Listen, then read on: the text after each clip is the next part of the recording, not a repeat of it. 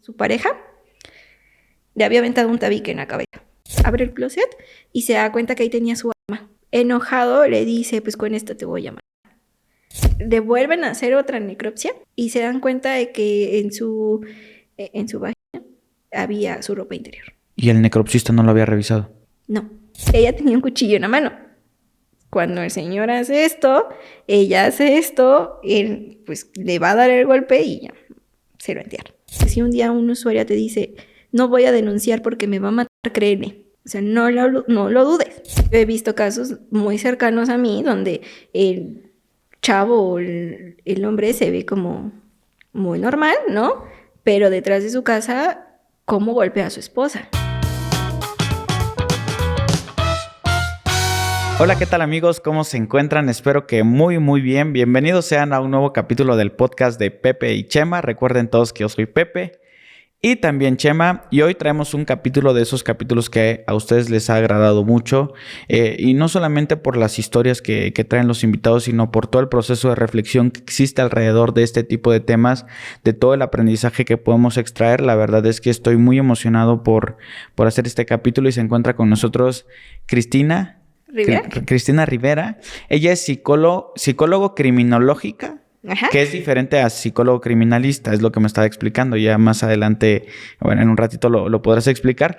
Ella viene desde Puebla y la verdad es que trae temas muy interesantes porque ella ha tenido muchos casos relacionados con el crimen hacia la mujer o los feminicidios, que ya lo definiremos para que estemos como en la misma sintonía. Y pues nada, Cristina, muchísimas gracias por estar aquí. No sé si gustas presentarte brevemente y que la gente pueda conocerte un poquito más. Muchas gracias, Pepe.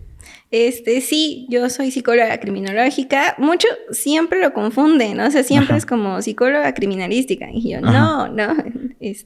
Sí hay una gran diferencia. ¿Cuál sería la diferencia? ¿Qué atiende uno y qué atiende el otro? Ok, psicología como tal ve la salud mental de toda la gente, ¿no? De las personas. Y entonces, psicología criminológica se enfoca más a la salud mental, pero desde el área forense, ¿no? Okay. Pues sí, podemos trabajar con personas que cometieron algún delito específicamente y posterior a una prevención como tal. Pero esta prevención sí se maneja desde lo psicológico, ¿no? Por ejemplo, la prevención desde el ámbito de la criminología, pues es totalmente diferente, porque sí ven delitos como tales, pero como la prevención de esos delitos, ¿no? Por ejemplo, robo, ¿cómo vamos a prevenir que se cometan más robo? Pero aquí en el ámbito de la psicología criminológica vamos a ver cómo prevenir que las personas cometan estos delitos, ¿no? Okay. En específico. Perfecto. Y la criminalística no, la criminalística es de campo, ¿no? Entonces, justo nosotras o las personas dedicadas al ámbito de la psicología criminológica no acudimos a campo a menos que sea totalmente necesario. ¿Qué es el campo? Sería el lugar donde suceden los hechos. Exactamente. Ok, perfecto. Pues ahí para que nos quede un poquito claro este tema. Y cuéntame brevemente, ¿por qué estás aquí? ¿Qué has atendido? ¿Qué has hecho de lo que platicamos hace ratito? Yo estoy aquí porque me dedico a atender a las mujeres víctimas de violencia. Mi atención pues es justo de primera instancia. ¿Qué quiere decir esto? Que es una atención breve, directa, y las canalizo justo al servicio que ellas requieren y solicitan. Nunca se les obliga a tomar un servicio que ellas no quieran. Importantísimo, ¿no? Porque siempre nos dicen o siempre la idea es de que van a acudir con un especialista y las vamos a llevar a denunciar. Pero pues mayormente no quieren, entonces no es que no quieran, sino es que es un proceso totalmente diferente. Entonces comprendemos ese proceso, pero sí las orientamos. Y esta orientación pues lleva a que tomen la mejor decisión para ellas en ese momento. Entonces justo mi atención es esta, brindarles las herramientas para que ellas puedan tomar esta decisión. ¿Cuáles son esas herramientas? A lo mejor en este momento me dice, ¿sabes qué? Yo necesito acudir con un psicólogo o psicóloga. Ah, perfecto, ¿no? Pues buscamos la más adecuada para ti. Claro. A lo mejor unas me dicen, ¿sabes qué? Yo no tengo el ingreso económico para acudir con una psicóloga, entonces buscamos una dependencia que se lo pueda brindar. O necesito asesoría jurídica, porque también eso es importante, ¿no? Siempre van de la mano. Entonces me dicen, yo no quiero acudir con una abogada, pero no quiero denunciar. Okay. Esto es diferente, porque entonces la abogada que se va a encargar de este caso le va a brindar la asesoría, pero no la va a presionar. Ok. A ejecutar como tal la denuncia ni a presionar. ¿no? Ok. Y digo, esta pregunta tal vez te pueda poner un poquito en aprietos, pero ¿cuánto tiempo tienes ya haciendo esto?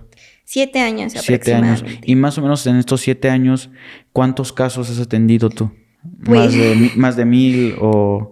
pues la verdad no tengo la Ajá. cuenta, pero yo creo que más de unos 500 O sea, que son aproximadamente. muchísimos. Sí, hubo un fenómeno muy importante en la pandemia, que muchas de las mujeres que yo conocía y que llegaban conmigo, pues estaban mucho tiempo con el agresor. Ok, claro. Oye, pues bueno, ahora sí que vamos a comenzar ya con esta parte. Y antes de las historias y de todo lo que nos vas a compartir, el feminicidio, ¿qué es brevemente? Pues es la muerte hacia las mujeres o un asesinato hacia las mujeres por razón de género como tal, Ok, por el hecho de ser por mujeres. el hecho de ser mujeres. Ok, perfecto. Entonces, nada más para que tengamos este concepto como ya todos como claro. Y, ¿qué es lo que hace que una persona como tú quiera atender este tipo de casos? ¿Cuál es ese caso? ¿Cuál es ese momento donde tú dices, wow, hay mucha gente que necesita? ¿Cuál es esa historia que te mueve? Mi historia personal, creo que todas las mujeres que estamos al cuidado de otras mujeres hemos tenido una historia de violencia. Y esto es algo que no se habla y no se dice. Mayormente es muy poca las veces cuando encontramos a alguien de confianza y le decimos, ¿sabes qué? Yo también estuve en esta situación como tú, ¿no? Y a veces hacemos clic con estas mujeres y a veces no, pero estas historias nos llegan porque al final pues es algo que pudimos haber vivido. Entonces, en mi historia personal hubo una situación específica. Bueno, también dentro de toda mi historia personal, por ejemplo, mi papá es militar, ¿no? Entonces mi educación fue súper estricta, Sí, claro. ¿no? Y entonces cuando entré a las ciencias forenses fue como, mi papá, ¿segura? Entonces, justo como en esta misma historia de mi familia, con ya encontrándome dentro de la carrera y después saliendo, fue mi historia que me hizo adentrarme a lo que es la violencia contra las mujeres, Ujú. porque en algún momento lo viví dentro de ahí.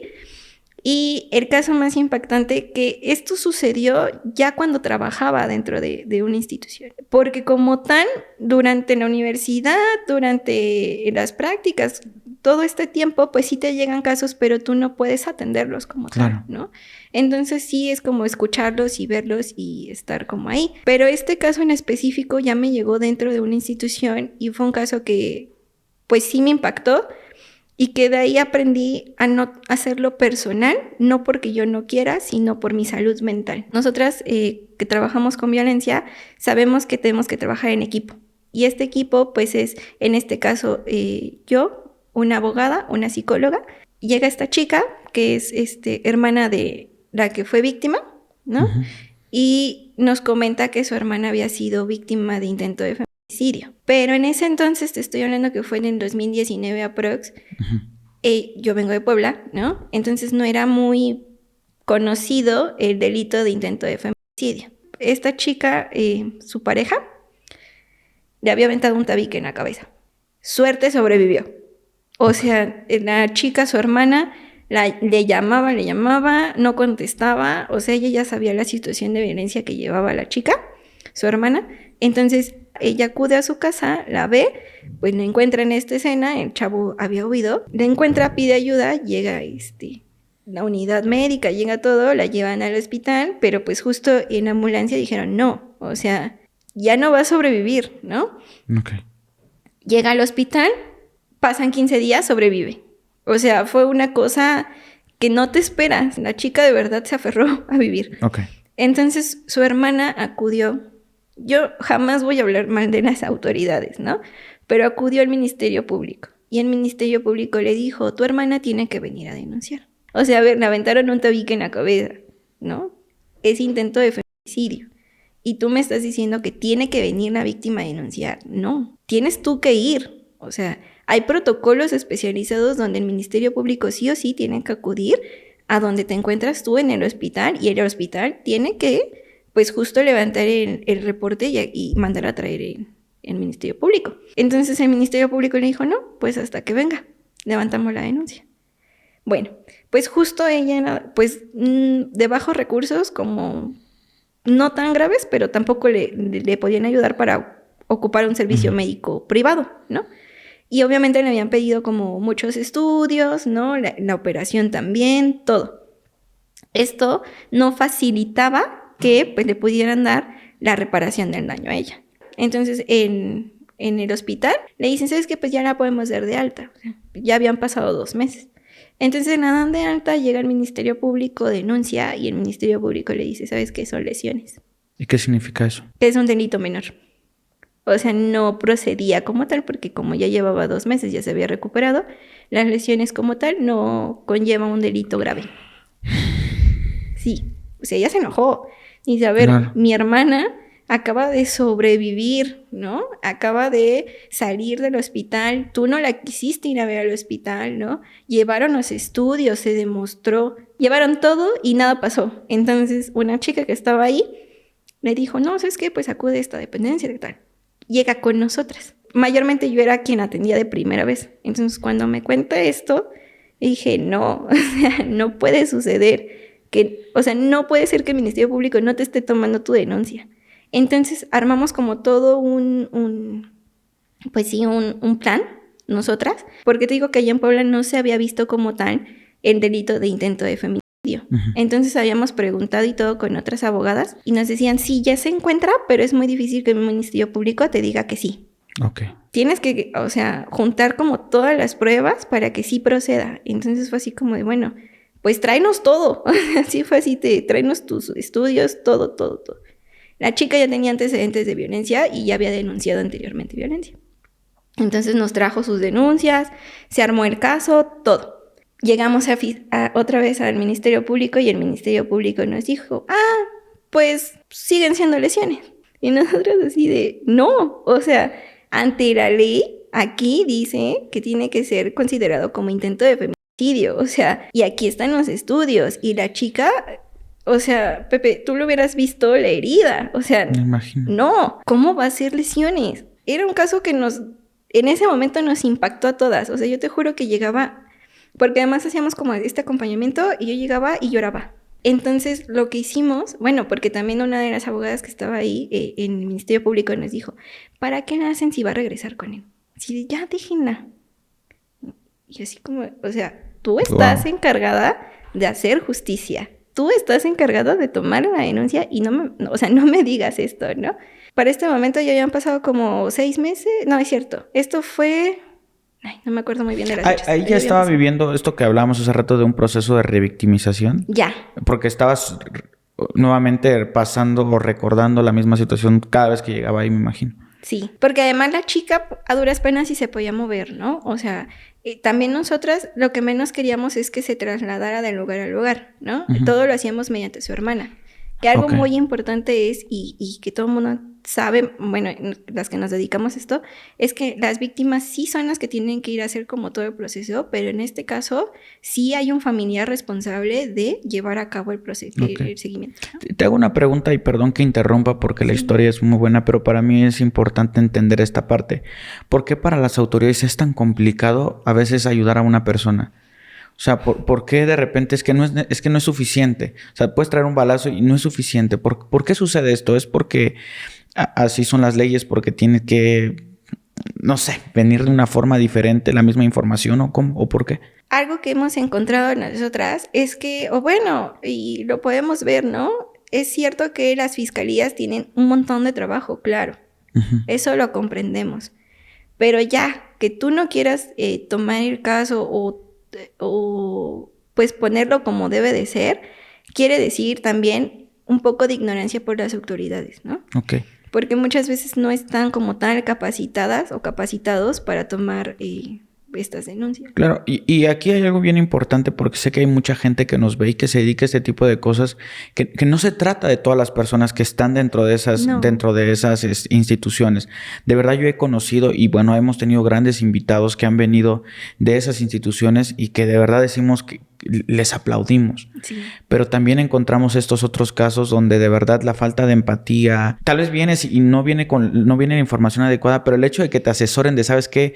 Puedes presentarla de esta manera, tráeme esto, tráeme lo otro, esta apertura que debería de existir, yo creo que es lo que hace falta. Digo, yo hablo desde mi ignorancia, no sé si estoy diciendo algo bien o estoy diciendo algo mal, pero sería importante pues tener una guía, ¿no? O sea, porque nosotros como seres mortales ignoramos mucho de esos procesos, de cosas que ellos requieren para poder avanzar con ese tema.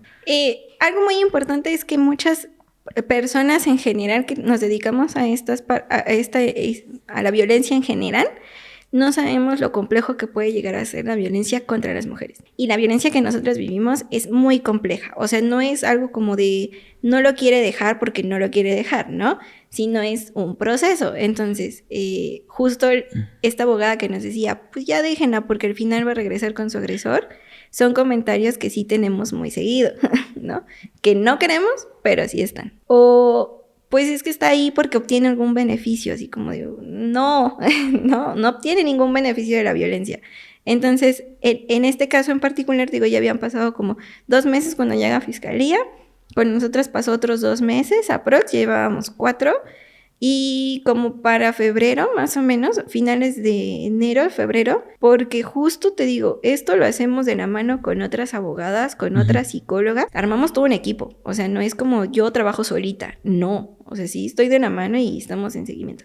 Entonces, a mí me toca, pues, darle el seguimiento porque ya venía su audiencia de vinculación a proceso de su expareja. Pero para esto, te digo, nosotros no la habíamos visto en el último mes ya no la habíamos visto, ya era todo con su hermana. Me toca dar el seguimiento y su audiencia la habían puesto un 14 de febrero. Bien que me acuerdo, ¿no? Porque dije, ay, qué bonita fecha de poner su audiencia. Entonces, pasa el 14 de febrero, yo le marco, su hermana me dice, es que vamos a entrar a audiencia, entonces, pues, no te voy a poder contestar las llamadas. Yo dije, sí, perfecto, ¿no? Le marco el 16, no me contesta. Le marco el 20, no me contesta. Así le estuve marcando hasta finales de marzo, ¿no? Sin respuesta. A la hermana. A la hermana. Porque de hecho la chica que había sido víctima no tenía teléfono, no tenía como tal. Que esta es como una herramienta que ocupan la familia, como de te vamos a quitar todos los medios de comunicación para que no vuelvas a tener contacto con tu agresor. No. Entonces yo había tenido contacto con su hermana y su hermana ya no me contestaba. Y quienes nos dedicamos a esto sabemos qué significa eso. Había regresado con su agresor. En mi mente yo lo sabía, o sea, era así como de, pues no te contestes por algo, ya déjalo, ¿no? Pero yo dije, no, me aferré y hasta que me contestó en una de las llamadas y me dice, ¿sabes qué? Licenciado, una disculpa, no le habíamos querido contestar por pena, pero pues mi hermana regresó con su pareja. Entonces la audiencia no se llevó a cabo. Ok. Yo no voy a juzgar esa parte, no puedo juzgarla. Porque justo aquí viene mi pregunta. Cuando hice el capítulo con Lilian, la que fue esposa de un narcotraficante con psicosis, ella hablaba de que no es fácil salir de ese tipo de situaciones. Entonces, por eso no puedo juzgar. Porque si yo sí leía comentarios, era tan sencillo que se fuera de la casa. No es sencillo. No es sencillo porque ya entras en un tema psicológico mucho más complejo. Entras en un círculo vicioso de muchas cosas. Y te lo pregunto a ti, ¿por qué para una mujer, igual y una mujer ahorita que lo va a escuchar, sabe que se encuentra en ese círculo, sabe que no puede salir, pero sabe que no está bien ahí? ¿Por qué para una mujer es tan complicado salir de ese círculo? Por muchas razones. Y una de esas es la misma sociedad. La misma sociedad que te juzga cuando sales de esa relación o cuando te quedas. Porque si bien hemos visto, por ejemplo, en esta chica, pues toda su familia la apoyaba, ¿no? Y ahí estaba bien. No tenía hijos, no tenía nada, pero la misma comunidad la juzgaba porque era su pareja de años, o sea, se habían conocido desde creo que la primaria y hasta ella tenía 25 años aprox. Entonces, pues toda la vida juntos, ¿no? Sí. Entonces, cuando se separa o cuando ocurre este incidente fue así como de, ay, ¿cómo se pudieron haber separado, no? Ni fue tan grave, sobrevivió, o sea, como esos comentarios, ¿sabes? Por la misma comunidad. Entonces, cuando tenemos una relación de violencia, sí me dices, sí nos damos cuenta, sí, ¿no? Sí sabemos que algo no está bien por ahí, ¿no? Algo nos hace daño, pero también la misma sociedad te juzga porque te separaste de esa pareja. O porque a lo mejor no sabemos si con la familia era buena persona, pero a ti te trataba mal, ¿no? Y entonces la familia dice, no, pero ¿cómo? Si es un ángel, no pasa nada. ¿Qué es lo que podemos hacer nosotros como amigos, como familiares, como personas cercanas a la víctima para hacerla reflexionar o para apoyarla y que pueda salir mucho más fácil de donde ella también quiere salir? Te digo, sabemos que la misma sociedad te juzga y entre toda la sociedad pues es tu familia, ¿no? Ujú. Muchas veces la misma familia te dice, pues hija, es tu cruz, es el nombre que tú elegiste, entre otras cuestiones. Entonces yo les digo mucho, hay que saber que las mujeres que vivimos violencia en algún momento estamos dentro de un ciclo, es importante conocer ese ciclo. ¿Por qué? Porque es muy difícil que salgamos de ahí. ¿Vamos a salir de ahí? Sí. ¿Cuándo? Cuando tengamos una red de apoyo bastante fuerte para decir, ¿sabes qué? Pues me voy a ir, ¿no? Muchas veces ya tenemos 2, 3 hijos o ya tienen 2, 3 hijos y entonces es más difícil porque ¿a dónde voy? ¿Con quién voy? No trabajo, ¿no? Muchas veces dentro de esta violencia pues te dicen, ¿sabes qué? Pues tú ni sabes hacer nada. Okay. No sabes ni trabajar, ¿no? Yo te mantengo. O estos comentarios de tú eres lo que eres por mí. Entonces las mujeres que estamos en este ciclo de violencia nos quedamos sin herramientas de todo tipo, tanto psicológicas como monetarias, sin familia, por ejemplo. Entonces lo más importante es saber que ella en algún momento, si se acerca a ti, preguntarle qué necesita. De mí, ¿qué necesitas? A lo mejor que te escuche, te escucho. Y escuchar no significa que te voy a juzgar, Ujú. porque también otros comentarios. Llega a lo mejor contigo y te dice, oye, Pepe, es que estoy viviendo en tal. Tú dices, pues está viviendo violencia, ¿no? Y le dices, ay, amiga, date cuenta, casi, ¿no? Sí, Estás sí. viviendo violencia, lo primero que va a hacer es que ya no te va a contar para la próxima. Entonces sí es importante decirles, es que comprendo lo que estás viviendo. Si no lo comprendo, ¿qué necesitas tú que yo haga en este momento para poder ayudarte? Claro. Si es escucharte, te escucho sin hacer ningún comentario. Si es que te lleva a denunciar, te llevo a denunciar. Si es que te lleve con un profesional de la salud, bueno, entonces te llevo con un psicólogo o psicóloga. Lo que esté en mis manos hacer, porque también ahí viene otra parte. A veces la familia, las amigas, o todas las personas que nos acercamos, queremos salvarlas. Y no. Solo ellas lo pueden hacer. Entonces, cuando nosotras caemos en este querer salvarlas, nos desgastamos también nosotras, Claro. ¿no? Ok.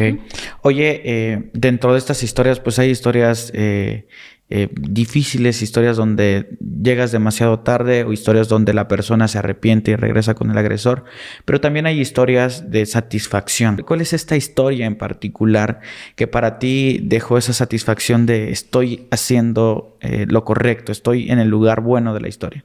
Hay una muy en específico que fue ya como más personal por todo el proceso que conllevó, pero justo igual había sido como un intento de feminicidio, ¿no?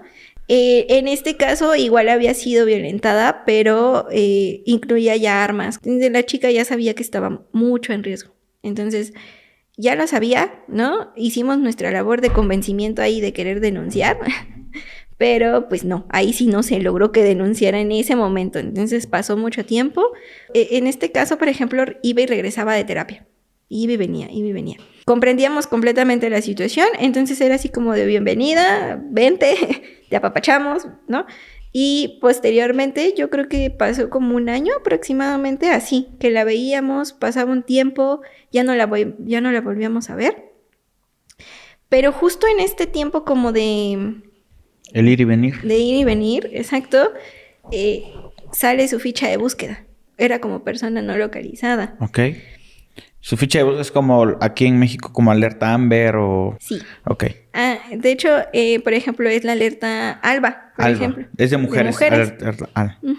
Y sale su ficha de búsqueda y nosotras como de ¿qué sucedió? ¿Qué está pasando? Entonces recuerdo que nos pusimos a buscar noticias, periódicos, todo el tiempo en la televisión, todo el tiempo en el teléfono, intentando pues averiguar qué había sucedido, ¿no? Si a lo mejor en alguna noticia salía. Nos pusimos en contacto con la familia nunca nos contestó. Nos pusimos en contacto con refugios. El refugio, pues obviamente comprendemos que no nos pueden dar información, pero sí era como, oye, pues es que fue nuestra usuaria, o sea, por lo menos dinos si está o no está, ¿no? Pero pues no, tampoco. ¿Cuánto tiempo ya llevaban buscando aproximadamente? Pues de cuando salió la alerta a cuando nosotras medianamente nos habíamos dado cuenta, digo medianamente porque teníamos un montón de usuarios, ¿no? Entonces cuando nos dimos cuenta ya habían sucedido como 3 meses, aprox. Wow. Entonces fue así como de algo. Algo le pasó. Sí, te digo, ya sabíamos la situación del agresor. Eso es específico. Entonces, la vamos buscando, te digo, no nos dan información, la familia tampoco. Un día se acerca un señor preguntando a las oficinas, preguntando por ella. Nosotras, esto todas las dependencias lo deben de saber, no pueden dar información de las personas que están atendiendo. Entonces nosotros jamás dimos información, pero se nos hacía extraño que preguntara por ella en específico, ¿no? Entonces dijimos, no, pues ni la conocemos. Pasó como otros 15 días, aprox, y ya bueno, allá en Puebla, no sé si aquí en México también hay una comisión de búsqueda de personas. Entonces allá se comunican con nosotras como institución y nos dicen, ¿saben qué? Ya la encontramos. Y nosotros, ok, qué bueno, ¿cómo la encontraron, no? O sea, porque esa era nuestra pregunta en específica. Y dijeron, viva, está con su familia. Ok. Bueno, respiramos, le marcamos, ella regresó con nosotros a terapia y le preguntamos, ¿no? Oye, ¿qué sucedió? Ella fue a terapia porque además otra situación muy importante, pues es que ella se ocupaba como sus ratos libres y se iba, ¿no? Entonces, en ese rato libre, pues ocupaba para ir a terapia. Entonces, regresa a su casa, su agresor se da cuenta de que se tardó más del tiempo que mayormente se tardaba, le pegó muy feo, ella sabía que ese día ya no iba a regresar con su familia, ¿no? Y se fue. Dice, yo agarré mis poquitas cosas porque esa es otra cosa, elaborar un plan con ella. Si esto llega a suceder, ¿qué vas a hacer? Entonces, esto fue algo que ella ya tenía como en mente. Ella agarró una maletita chiquita que había como hecho de emergencia y se fue. No supimos a dónde, eso sí, nunca nos lo dijo, ¿no? Pero cuando regresa, o sea, la familia, de hecho, tampoco sabía que estaba desaparecida, pero sí sabía que estaba viva. Eso sí, okay, ¿no?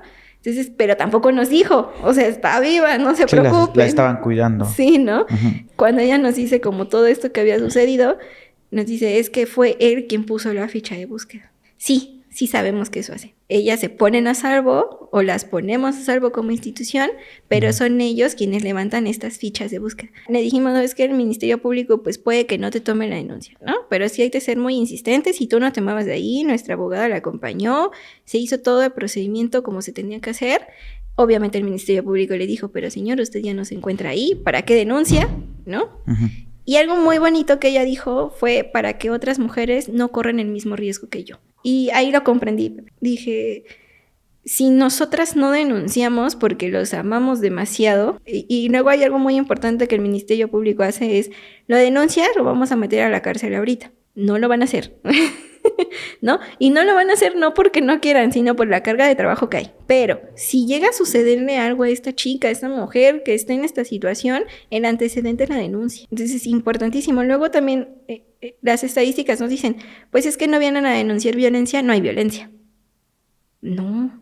O sea, de verdad, si tú vieras cuántas mujeres llegan a instituciones pidiendo ayuda, te espantas. Y no te espantas porque dijeras, no sé, es algo que va creciendo. Te digo, en la pandemia creció, sí, por la situación en la que estábamos, uh-huh, pero nunca se ha quitado eso, ¿no? O sea, de 5 a 10 mujeres que llegan diarios a una institución, hay. Y luego nos dicen, ¿pero por qué crean más instituciones que ayudan a la mujer? Bueno, porque es necesario. Entonces, esta chica lo que dijo, yo lo que voy a hacer es denunciar para que yo cuente como una estadística. Y entonces se hagan acciones. Y lo entendía muy bien porque además ella ya llevaba varios años en terapia, sí, ¿no? Que le costó salir de ahí, claro. Pero lo entendió y dijo, yo no quiero que otras niñas, mujeres en la misma situación que yo pasen por esto. Y lo dijo y estábamos las tres ahí, mis 2 compañeras y yo así como, ay, qué bonito, porque sí, era un mensaje muy claro, ¿no? Para el Ministerio Público era un mensaje muy claro para nosotras y para las demás que estaban a su alrededor. Entonces ella pudo salir de ahí, se fue de Puebla, ya no sabemos dónde está, pero sin duda es una experiencia que pues sí me marcó muchísimo. Claro. En el caso, por ejemplo, de Lilian, yo leí las cartas que le enviaba y si yo no hubiese sabido el contexto, yo diría, esta persona la quiere. Uh-huh. ¿Ok?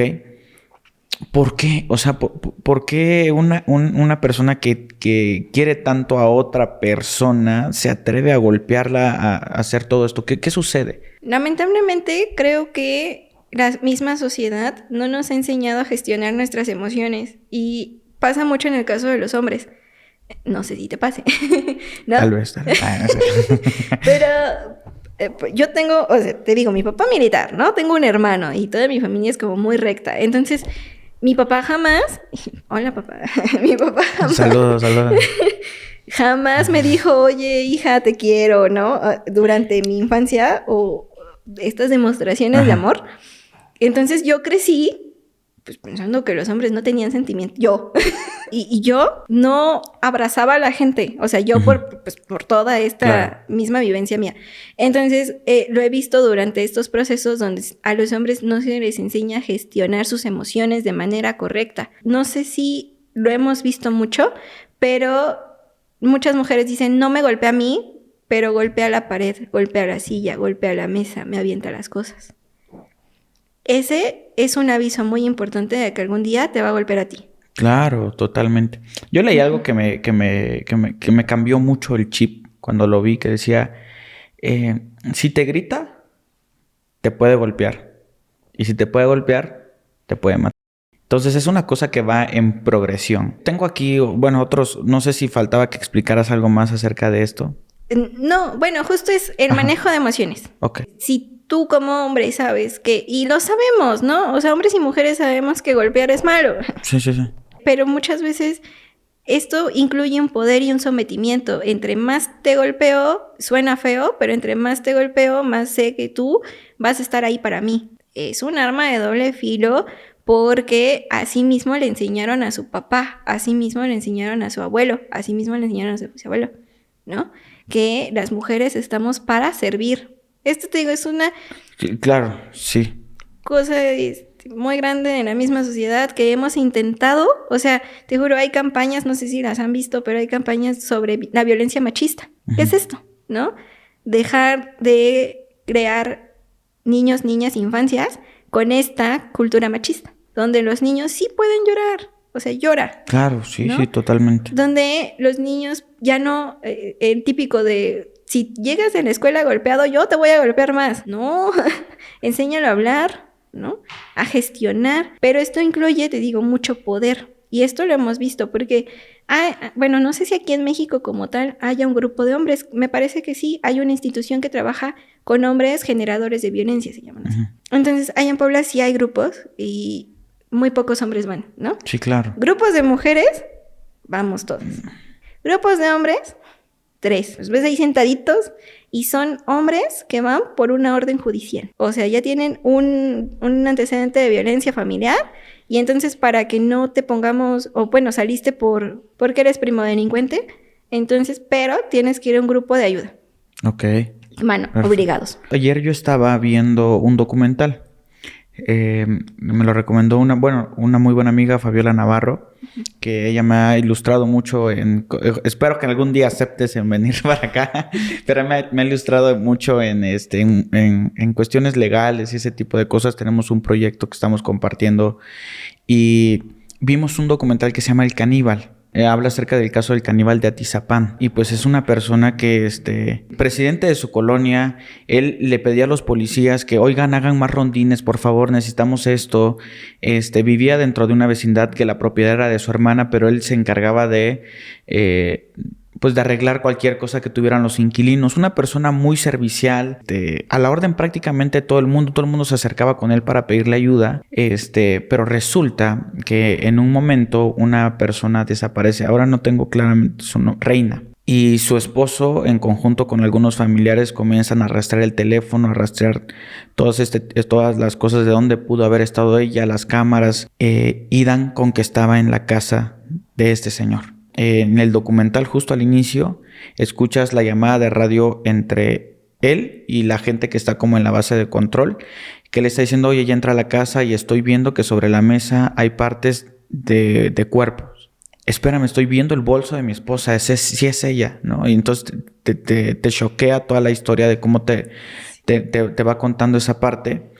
Y algo que a mí me marcó mucho es que dice el documental que una persona en 24 horas logró resolver un crimen y esta persona llevaba 30 años haciéndolo. Y era una persona que tenía, yo creo que ya esto se trata de una cuestión psiquiátrica, donde ya no es como el hecho de es que me gusta eso, sino que ya hay algo mucho más ahí. Dentro de los perfiles que a ti te ha tocado identificar de agresores, ¿cuál es el perfil que más te ha sorprendido? ¿Cuál es este agresor en particular que te dejó en shock? Los militares. Sí, o sea, sí hay un perfil. ¡Híjole! Niño, papá, no veas esto. Pero sí hay como... Crió una buena persona, debe de ver esto. Son un arma ellos, ¿no? Eso sí lo tenemos que tener en claro. O sea, ellos son un arma. Y entonces, cuando generan... No todos. No todos, sí, no todos. Pero a lo que me refiero es su entrenamiento. O sea, ellos sí tienen un entrenamiento muy estricto, ¿no? Entonces, las mujeres que se encuentran como en alguna situación de violencia y su pareja es militar, sí tenemos mucho cuidado nosotras. Porque sí es como llevarla de la mano casi, ¿no? En esta situación. Porque algo muy importante también que pasa dentro del mismo fenómeno de la violencia es que, de hecho, existen muchos síndromes. Se llaman síndromes de la violencia que nosotras vivimos dentro de una relación.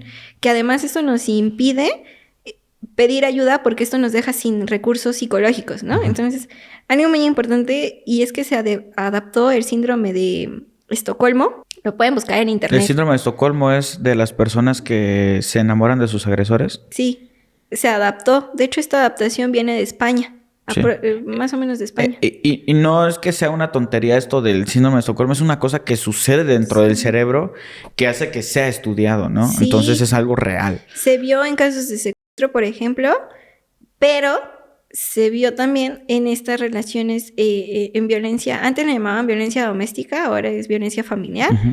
Y se adapta a esta situación porque sí sucede, o sea, sí pasa de que en este mismo ciclo de la violencia tú te das cuenta, pues sí existen varios mitos del amor romántico, esto de que es tu media naranja, no le hagan caso de verdad, ¿no? Porque esto también fomenta mucho voy a aguantar todo por amor y no, ¿no? Okay. Entonces, dentro de estos mitos, dentro de esta sociedad y dentro de esto, entonces cuando adaptan el síndrome de Estocolmo, nos damos cuenta de que pues sí te llegas a enamorar de tu agresor, ¿no? O sea, sí lo estás viendo como una persona peligrosa, pero también sientes algo, ¿no? Entonces es muy difícil, o sea, sí es muy complicado, te digo, y el perfil como más complicado que hemos tenido, pues son agresores militares. En esta parte, ¿cuál ha sido, dentro de todos ellos, cuál ha sido la historia o cuál militar en particular? ¿Qué es lo que hacía él? Por ejemplo, tenía ya antecedentes de violencia familiar. Okay. ¿No? Él ya tenía como 3 matrimonios. Una de esas exesposas de él se pone en contacto con su nueva pareja, o sea, con una chica que viene a pedir ayuda y le dice, ¿sabes qué? Yo le puse una denuncia por violencia familiar.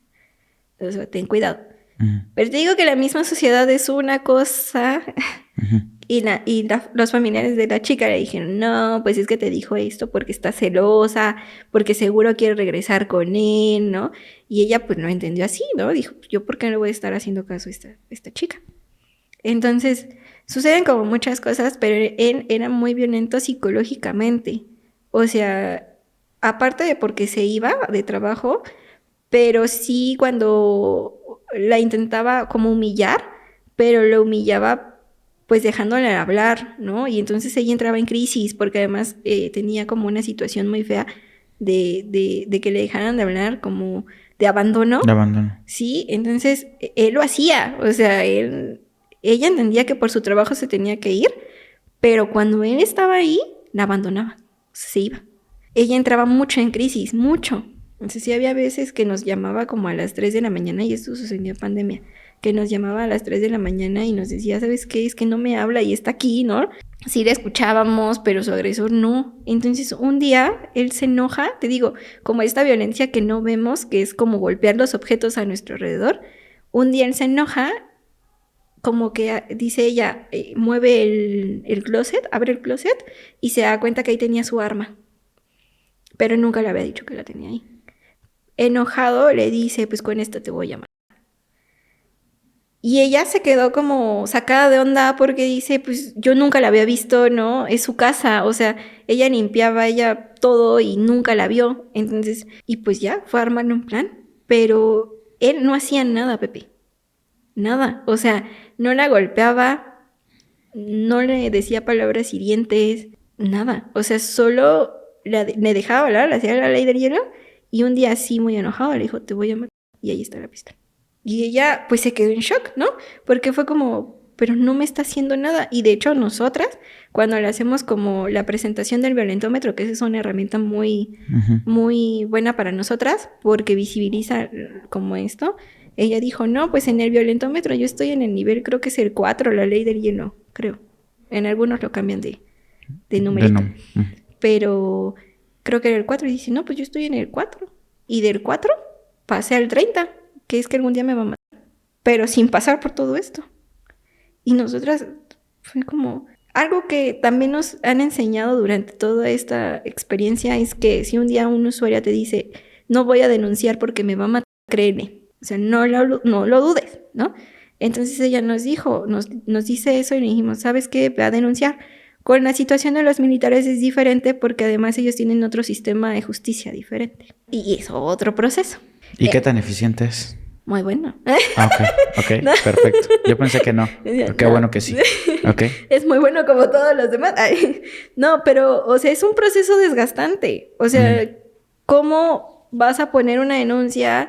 Y luego el Ministerio Público también te dice, pues es que señor es militar. Tú sí ya lo sabes, nada más tómale su denuncia, ¿no? Te digo, estos comentarios que no ayudan. Bueno, este perfil en específico nos sorprendió porque mayormente pues sí vemos golpes, mayormente sí vemos palabras. Esto va en aumento, sí, siempre. La violencia siempre va a ir en aumento. Entonces, pero en ella decía, no, pues es que ella nunca me hizo esto, nunca me pegó, nunca me jaloneó. Es más, ni siquiera nunca me hizo algo, ni un pellizquito, ¿no? O sea, no, nada. Pero así de un día para otro me dijo, me va a matar. También comprendemos la misma situación desgastante de podría ser del trabajo, ¿no? Pero sí, todas en el trabajo coincidimos que era una cuestión más psiquiátrica, por ejemplo. Ok. ¿Y qué sucedió con ella? Pues era de noche y se fue, ¿no? Pero bueno, con su familia, ¿no? Sí. Se puso a salvo, pero sí fue como una situación muy extraña porque, y yo lo había platicado con mi papá, de hecho le dije, oye papá, vamos a hablar de salud mental con ustedes, porque cómo suceden estas cuestiones, ¿no? Y lo vemos como en otras cuestiones, o sea, por ejemplo, militares, policías, Guardia Nacional, sí deben de ser considerados como, pues, de alta peligrosidad por el hecho en el que trabajan. Claro. ¿No? Porque tienen acceso a armas, ¿no? Claro. Punto. Fíjate que yo en algún momento conocí a un amigo en una película. Estábamos filmando una película en Veracruz. Y la historia iba algo relacionado con Guatemala. Y él llegó y él era caibil. Para quienes no sepan qué es un caibil, es una persona del ejército de Guatemala, pero es de las unidades especiales. ¿Ok? Así que tienen un entrenamiento... pero muy duro. O sea, les enseñan a hacer de todo tipo de cosas. Y él me decía, lo primero que nos enseñan a hacer es no sentir culpa por lo que vamos a hacer. O sea, nos enseñan que nosotros vamos a matar, pero que también en cualquier momento podemos morir. O sea, están entrenados específicamente para ese tipo de cosas. Y yo le pregunté, ¿y qué es lo que hacían? ¿No? De repente teníamos que entrar a comunidades a matar personas. O sea, y le digo, ¿personas quiénes? Todos. ¿Niños? Sí, también niños. Les enseñan de alguna manera les mueven toda la cabeza para que puedan tener esa facilidad y no quedarse con ese tipo de situaciones. Qué duro, porque de repente es lo que termina sucediendo. No con todas las autoridades, porque hay autoridades que saben hacer muy bien su trabajo, pero muchas veces tú estás hablando con un policía, con una persona pues, que en teoría nos tiene que cuidar y te sientes más inseguro que protegido. Es muy triste esta parte. Obviamente no estoy generalizando, no lo digo por todos. Creo que las personas que me escuchen y se dediquen a eso sabrán si son de esa parte o si son del otro. Pero sí es muy complicado la forma en tal vez en cómo los entrenamientos los comienzan a mover esta mentalidad, a olvidarse de esta parte de las emociones. Y es pero muy común ver que mucha gente que ahora está en el narcotráfico antes era militar. ¿Militar o policía? Sí, es muy curioso, ¿no? O sea, sí. ¿Por qué? Ojalá que las autoridades en algún momento decidan investigar este tipo de cosas y evitar de ver cómo se puede hacer para que no exista esta parte es complicado. Yo creo que es más normalizar la salud mental, ¿no? Porque muchas veces cuando, dentro de mi área, cuando les decimos a las señoras o a las mujeres que se acercan con nosotras, necesitas pasar con la psicóloga, te dicen, yo no estoy loca. O cuando les decimos, ¿sabes qué? Por el proceso de violencia, o sea, no es que no es que lo necesites por toda tu vida, pero por el proceso de violencia es necesario que acudas con un psiquiatra, te dicen no. Y yo supongo y creo, porque lo he visto, que sucede en muchos casos, ¿no? En diferentes ámbitos. Por ejemplo, he visto también compañeras, colegas mías, quemadas. Este síndrome de burnout que te decía al principio, era como nos quemamos de tanta violencia. Y yo siempre les digo a las chicas que están iniciando como en querer aprender de estos temas, les digo, en algún momento no es que no quieras, es que vas a dejar de empatizar con otra mujer. Ese momento va a ser crucial para que tú digas, ¿me voy o me hago responsable y tomo terapia? ¿No? Porque, ojo, también nosotras a veces no queremos tomar terapia, ¿no? Me incluyo, ¿no? Entonces sí fue un proceso donde dices, yo pasé por un proceso también de violencia y en ese momento dije, ¿sabes qué? Yo no atiendo en este momento. ¿Por qué? Porque primero me tengo que atender yo y después puedo ayudar a las demás, ¿no? Claro. Va a ser totalmente ilógico que le diga a la mujer que se acerca, oye, pues ve a denunciar cuando yo no lo quiero hacer. Oye, pues ve a terapia cuando yo no lo quiero hacer. O sea, es totalmente ilógico, ¿no? Entonces, algo sucede ahí, ¿no? Con estas profesiones que estamos como muy adentro de la violencia, que sí, y es algo que sí les menciono, ¿no? El día que tú dejes de empatizar con la otra persona, de la situación que sea, entonces pregúntate si necesitas ayuda profesional. Claro. Uno, importantísimo, normalizar la salud mental, ¿no? O sea, si vamos con un psicólogo y un psiquiatra, pues no está mal, ¿no? Sí lo necesitamos, y la pandemia es algo que también nos dejó, ¿no? Muchas personas sufrieron de depresión por la misma situación de la pandemia y no lo tomamos importancia, ¿no? Hasta ese momento. O sea, hasta ese momento dijimos, ay, sí, quiero hablar con un psicóloga, y todas estábamos bien ocupadas, ¿no? Fue así como, bueno, hay que crear líneas de emergencia, ¿no? Esto mismo pasa con la violencia y esto mismo pasa en otras situaciones, ¿no? Y una de las cosas que podemos hacer es para ayudar a otras personas es compartir la información, transmitirla de una a otra para que todos puedan ser conscientes en qué situación se encuentran. ¿Cuál es la historia que en lo particular pues te movió por haber llegado tarde? Hay una en particular que sucedió antes, como en prácticas profesionales y ya la vida laboral, o sea, como en este proceso, y no pude ayudar porque justo también sabemos que en el ámbito forense sí te piden experiencia y es necesario, ¿no? O sea, Sí, eso claro. sí lo digo, es necesaria la experiencia, pero fue como de algo están haciendo mal y nadie escucha a la de servicio social ni a las prácticas profesionales, ¿no? Es como, no sabes.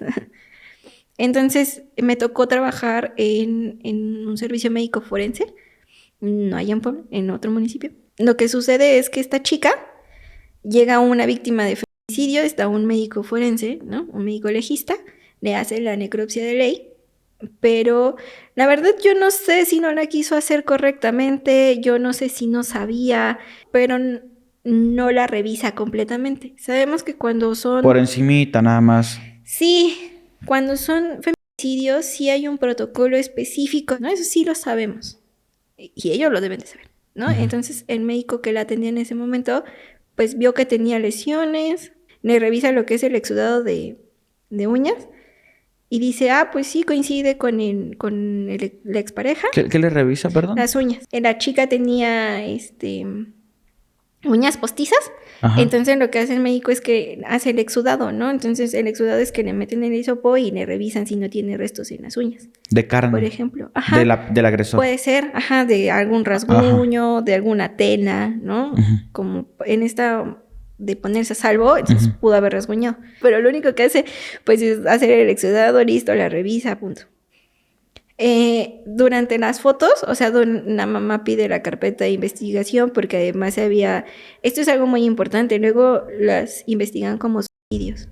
Entonces, en este caso, se había investigado como suicidio Y la mamá dijo, no, ella fue víctima de feminicidio, ¿no? Cuando pasan 3 años, la mamá hace como toda esta investigación, porque mayormente las familiares de estas víctimas, pues son las que estudian, son las que investigan, son todo.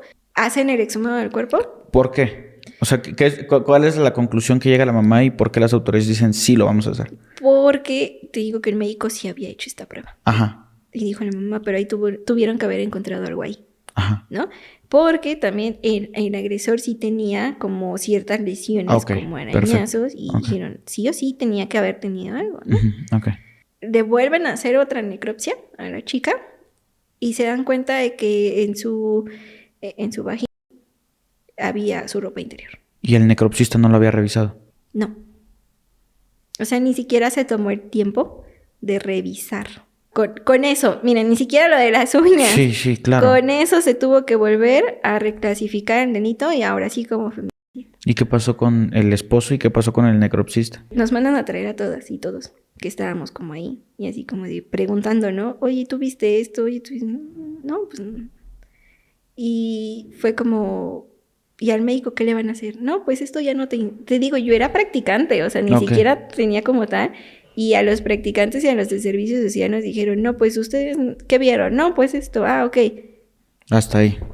Lo que sí supe después, porque ya después buscándolo y como investigando, fue que sí se pudo dar, o sea, sí se dio la fuga en sujeto, pero sí lo encontraron y se le dio sentencia como tal, ¿no? ¿Cuáles son en particular las lesiones que presenta un cadáver que murió por un feminicidio? Pues es que pueden ser diversas las lesiones, ¿no? Sí podemos, o sea, el protocolo, por ejemplo, de feminicidio nos dice que sí tenemos que hacer el exudado de uñas, sí tenemos que revisar orificios.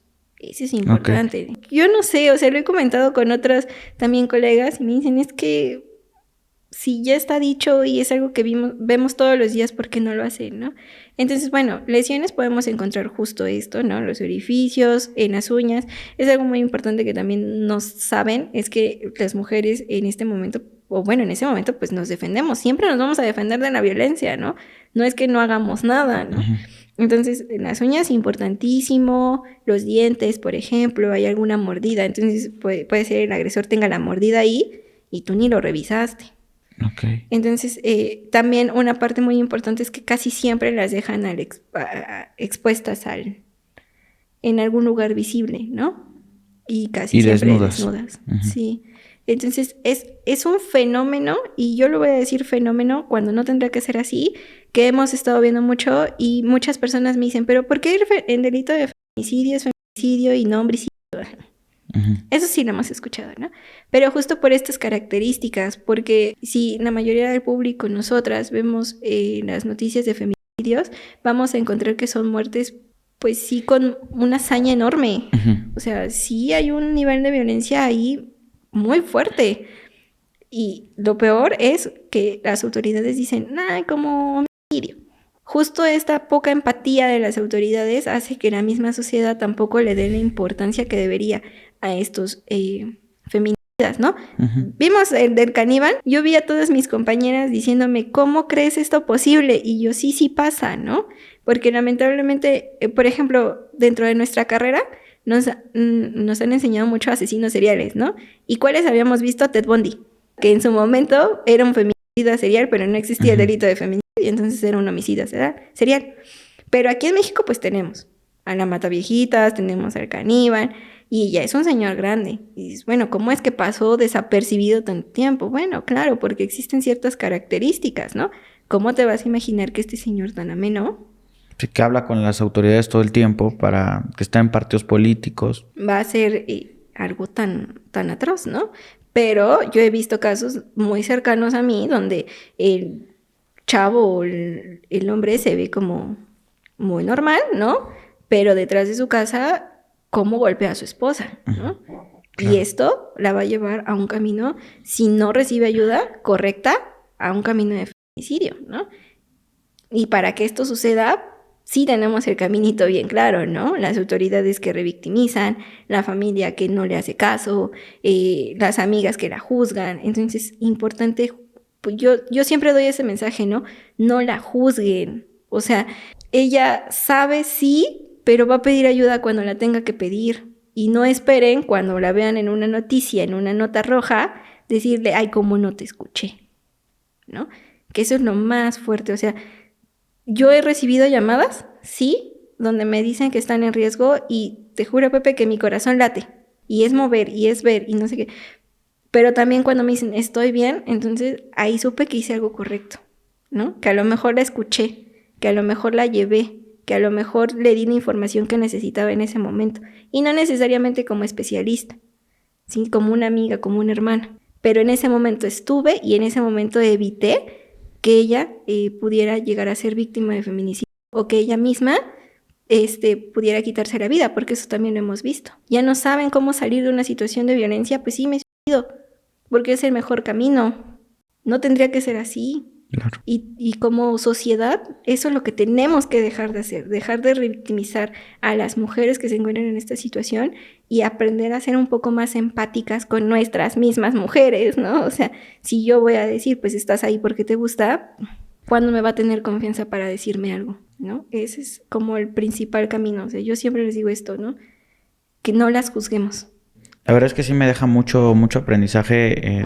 Como hombre, estoy aprendiendo muchísimo, porque creo que también hay muchas veces que las mujeres, en lugar de acercarse justamente a sus amigas, se acercan a sus amigos, porque dicen, pues es que ellos no me van a juzgar, ¿no? Ellos me van a ayudar. Y en lo particular, cuando he tenido la oportunidad, porque sí he tenido amigas, personas que han sufrido de violencia, de golpes y de muchas cosas, es muy complejo. Yo creo que con esto que nos das, pues la verdad creo que aprendemos muchísimo sobre cómo podemos actuar. También es importante el hecho de cómo actuar nosotros, pero también están las personas que lo sufren y no saben cómo actuar o cómo acercarse a las personas o a qué personas acercarse.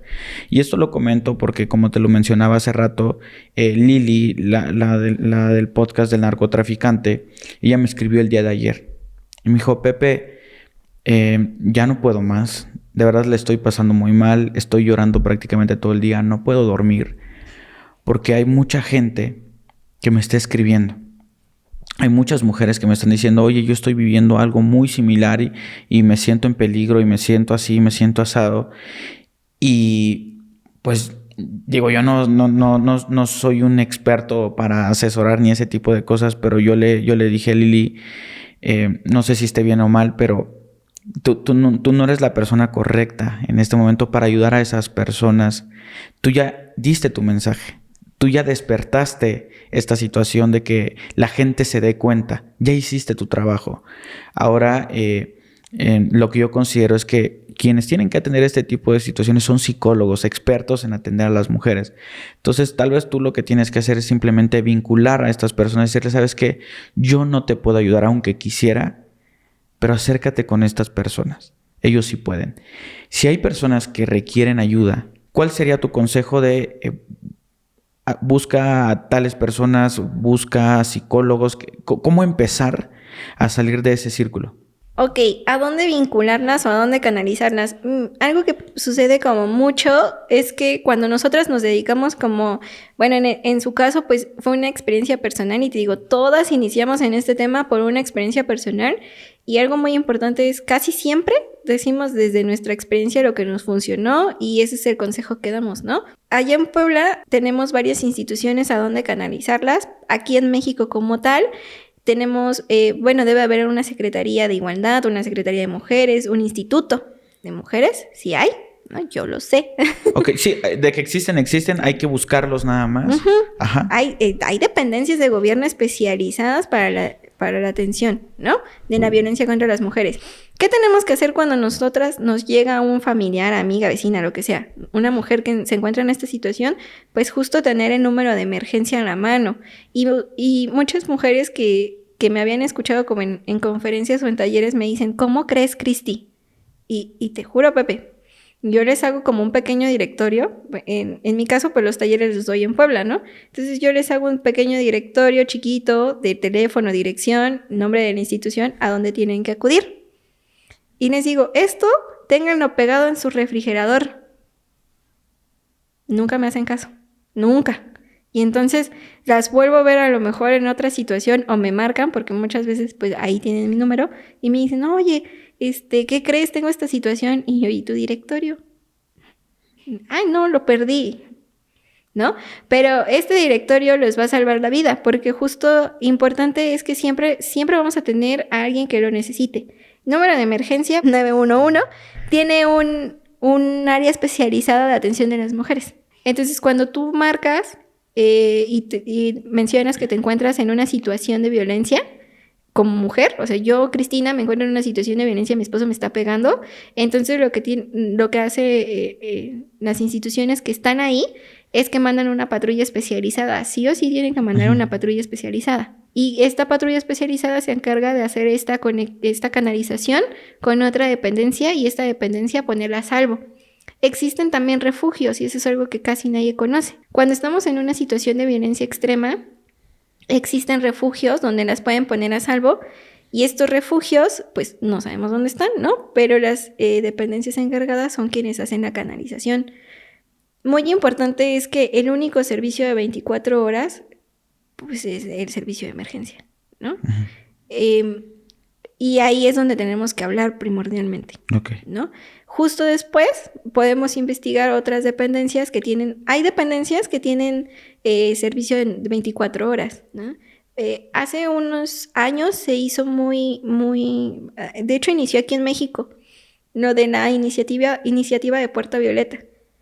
Se hizo muy viral, por así decirlo, porque después se llevó a Nuevo León, me parece, y después a Puebla, por ejemplo, que es una institución que trabaja 24 horas, pero le pusieron como Puerto Violeta y atienden específicamente a mujeres que se encuentran en situación de violencia, pero esto libera mucho la carga, por ejemplo, a ministerios públicos, porque ellas acuden ahí, hacen su denuncia, muchas veces la llevan escrita, y entonces el Ministerio Público lo que hace es redactar su denuncia con esta pues predenuncia que ya hicimos, ¿no?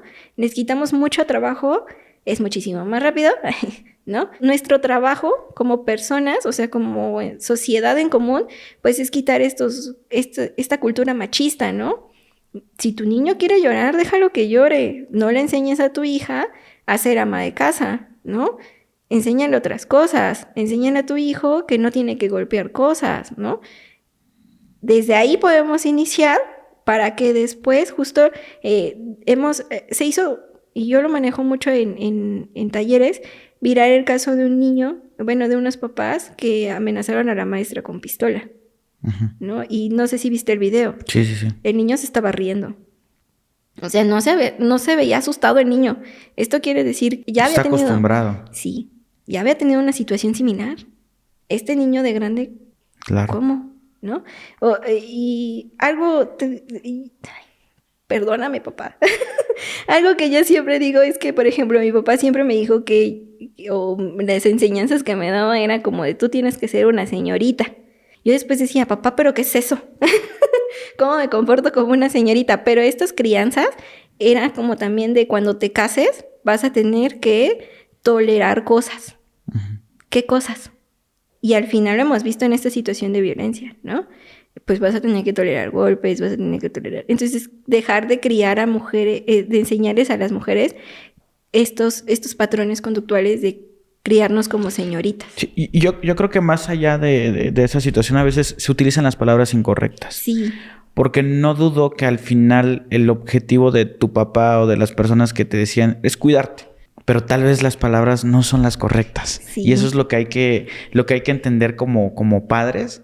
El hecho de cómo comunicar las ideas, porque dependiendo de cómo las comuniques va a ser la percepción que la persona va a tener y cómo se va a formar. Entonces es importante esa situación. No sé si hay algo que haga falta agregar, algo que consideres importante, alguna historia que tú digas, ¿sabes qué? Esta historia me gustaría contarla.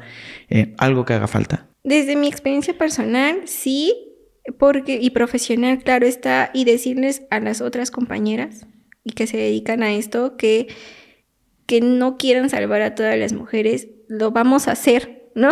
Sí vamos a trabajar para erradicar la violencia, claro, ese es nuestro trabajo, por eso estamos aquí, pero también hay que salvarnos a nosotras, ¿no? Y algo que decía Niri es muy cierto, o sea, ella empatizó con otras mujeres, estas llamadas de otras mujeres también, ¿no? A veces, desde nuestra propia historia, pues queremos salvar a todo mundo, a todas las mujeres. Y algo también muy importante es, hombres, sí vayan a terapia, ¿no? O sea, sí acudan con un profesional porque no está padre que si nos focalizamos en la atención de la violencia hacia las mujeres y estrictamente hacia las mujeres, pero yo veo estos grupos de hombres donde nada más van 2 o 3 hombres y les dicen, ¿sabes qué? Pues es que tú violentaste a tu esposa y ahí ya no quieren ir, ¿no? Porque pues ya no es mi caso, no me interesa, ¿no? Entonces, es importante también que los hombres tengan este trabajo propio, ¿no? Que sepan que la violencia no es el camino, que nosotras también pues nos ponemos a salvo, porque también he escuchado comentarios donde dicen, es que las mujeres también son violentas, sí, habemos mujeres violentas, ¿no? Pero muchas veces también se ponen a salvo de la violencia que están viviendo. Y hay un caso muy importante que ese sí lo quiero contar porque viene como de esta parte. La señora dice que ya había vivido violencia por varios años. De hecho, creo que ya llevaba 3 años viviendo violencia. Había acudido a denunciar. Nunca le quisieron tomar la denuncia. Su familia le dijo, ¿sabes qué? Pues es tu cruz, aguántate. Sí. Sí, ¿no? Yo no voy a poder salir de aquí. Esas fueron sus palabras. Entonces, el señor siempre llegaba a las 3 de la tarde del trabajo. Y a las 3 de la tarde la comida ya tenía que estar servida en su mesa. O sea, sí o sí, hiciera lo que hiciera, a las 3 de la tarde la comida ya tenía que estar lista. Ese día, por cuestiones del destino, ella dice, ¿sabes qué? No lo pude hacer. Entonces, el señor llega muy enojado, no ve la comida en la mesa, se va a la cocina, le empieza a gritar y ella dice, yo ya sé, o yo ya sabía que este gesto era para golpearme.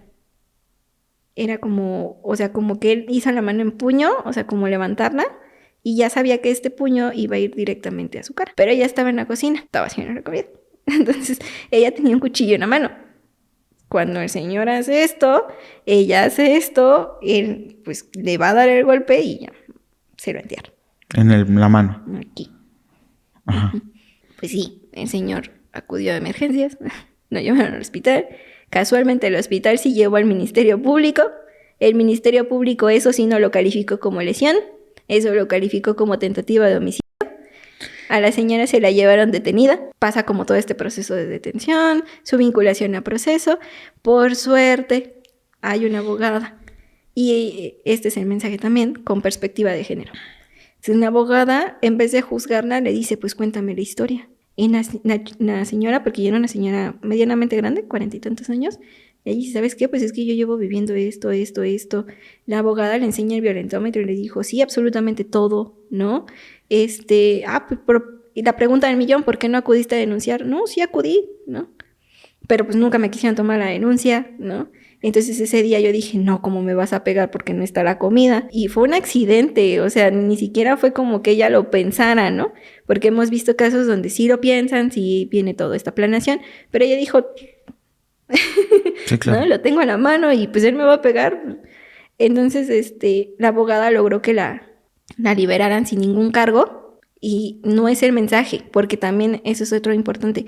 No crean que se tienen que defender de la violencia, ¿no? Porque también es ponerse en riesgo. Sí, claro, ahí pudo haber terminado muy mal para ella. Sí, porque no sabemos la fuerza de él también, ¿no? Él pues se quedó choqueado porque dijo, ella nunca reaccionaba y esta reaccionó y se fue, pero donde hubiera sido otro le quitaba el cuchillo y otra historia hubiera sido. Pero ella dice, esto es porque luego a nosotras no nos creen que nos estamos defendiendo y nos defendemos.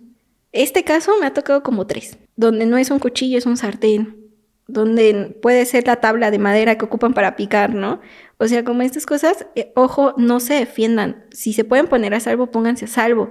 Pero no así, porque además la misma señora nos dice, pues sí, él me pudo haber hecho daño, estábamos en la cocina, ¿no? Habían cosas calientes. Hay muchos más artefactos peligrosos sí, claro, en una cocina, ¿no? Claro. Entonces, ella dijo, no, o sea, yo creo que hubiera salido corriendo mejor, hubiera pedido ayuda, pero pues también su familia no se la daba mensaje, su familia también tiene que apoyarla, ¿no? Justo también es importante que las autoridades tengan perspectiva de género, porque si no vamos a seguir revictimizando, como lo que estábamos hablando, ¿no? Revictimizar a estas mujeres, y lo que pasó en el caso de Lili, que no le quisieron hacer caso, ¿no? Y así, esa historia ha sucedido a muchas personas, a muchas mujeres. Entonces, cuando nosotras, como servidoras o servidores públicos, comprendemos esta situación, yo les digo, dejen sus pensamientos de un lado y atiéndanla. Y ya después, a lo mejor en su casa, pueden decir lo que piensan. Pero ahí no. ahí tienen una responsabilidad y es atender a esa señora. Y en este caso al señor sí lo llevaron a un grupo de hombres por la violencia que ejercía. El delito de violencia familiar es un delito muy, pues muy corto y mayormente salen con confianza. Muchas gracias por ilustrarnos tanto en este tema. Evidentemente no es como lo he tratado de decir, no son todas las personas, ni son todos los hombres, ni son todas las mujeres. Hay mujeres que también cometen crímenes contra los hombres, y justo si quieren ver de ese tipo de contenido, por ejemplo, con el doctor Jorge Olivares, acabamos de hacer un capítulo acerca de ese tema, de crímenes sexuales contra hombres, donde muchos de esos casos, cabe resaltar, han sido porque las mujeres se han cansado de todo este proceso. Ojalá que la gente te siga brindando espacios para que puedas dar este mensaje. Autoridades de diferentes estados, ya voy a hablar por ti. Ojalá que puedan tomar en cuenta a ella. Das conferencias y muchas cosas. ¿Dónde están tus redes sociales y todo este tipo de correo electrónico? ¿Dónde te podemos contactar? Por redes sociales, pues mi nombre completo, ¿no? Cristina Rivera Costa, en todas las redes. Entonces, pues justo también la idea es de que visibilicemos que estos casos, ¿no? Que podamos decir o pedir ayuda a tiempo, que no se esperen. O sea, si ustedes tienen un familiar que le brinden esta información, porque es importante. A lo mejor en este momento no nos van a hacer caso y comprendemos la situación, pero va a llegar un momento en el que se van a comunicar con nosotras, con nosotros, y ahí vamos a estar para ayudarles, ¿no? Entonces, es importante que podamos transmitir el mensaje. En mis redes sociales me pueden encontrar como en mi nombre completo, como Cristina Rivera Costa, y ahí subo también como muchas infografías, material, como detectarla, ¿no? Entonces es importante también que lo podamos hacer, ¿no? Ok, vamos a dejar sus datos por aquí, pero también en la parte de la descripción para que ustedes bajen el video donde dice el botón de suscribirse, un poquito más abajito. Ahí está la información de ella para que la puedan contactar. Y pues nada, de verdad te agradezco muchísimo por venir a dar este bonito mensaje. Sin duda alguna de mucho aprendizaje. No sé si gustes despedirte de las personas. No, gracias a ti, Pepe, por todo, ¿no? Por el espacio, por el tiempo también. Y sí, pues les agradezco también a las que están viendo, a todas las personas que están viendo el mensaje. Importante, ¿no? O sea, no las dejen solas, de verdad. Nosotras tenemos ese mensaje de no están solas, porque no lo están, porque habemos más mujeres que pasamos por esa situación y estamos aquí para escucharlas. Independientemente de si es un servicio público, si es un servicio privado, como servidoras públicas tenemos la obligación de hacerlo. Entonces acérquense a su persona de confianza, pídanle que las acompañen, no sé, busquen ayuda, de verdad. La ayuda o las personas especializadas estamos ahí, ¿no? Pues nada, muchísimas gracias, de verdad. Amigos, de verdad, amigas, muchísimas gracias por ver un capítulo más del podcast de Pepe y Chema. Recuerden que yo soy Pepe y también Chema, y nos vemos en un siguiente capítulo. Suscríbanse. Hasta luego. Ay, Dios. Ay, sí se escucha todo así. Ay.